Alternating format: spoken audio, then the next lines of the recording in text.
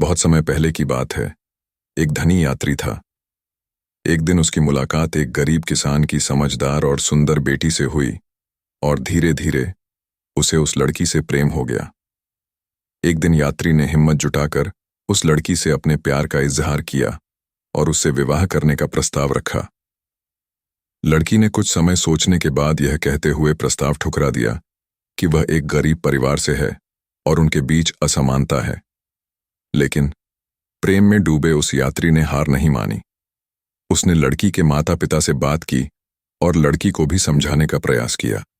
काफी समझाने के बाद लड़की मान गई और दोनों का विवाह हो गया। विवाह के बाद उनका जीवन प्रेम और खुशी से भरपूर था। कुछ महीनों बाद लड़की को चर्म रोग, त्वचा की बीमारी हो गई, जिससे उसकी सुंदरता मुरझाने लगी। उसे यह भय सताने लगा कि कहीं उसकी सुंदरता के ढलने से उसका पति उसे छोड़ न दे। वह अपनी बीमारी को ठीक करने के हर संभव प्रयास कर रही थी।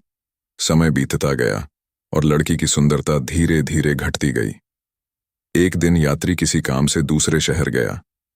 वापसी के दौरान उसकी कार का भयानक एक्सीडेंट हो गया और उसने अपनी आंखों की रोशनी खो दी।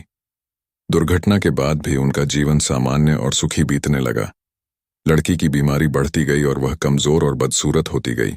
लेकिन पति अंधा होने के कारण उनका दाम्पत्य जीवन ठीक चलता रहा। वह यात्री अपनी पत्नी से पहले की तरह प्यार करता रहा। कुछ सालों बाद बीमारी के कारण उस लड़की की मृत्यु हो गई।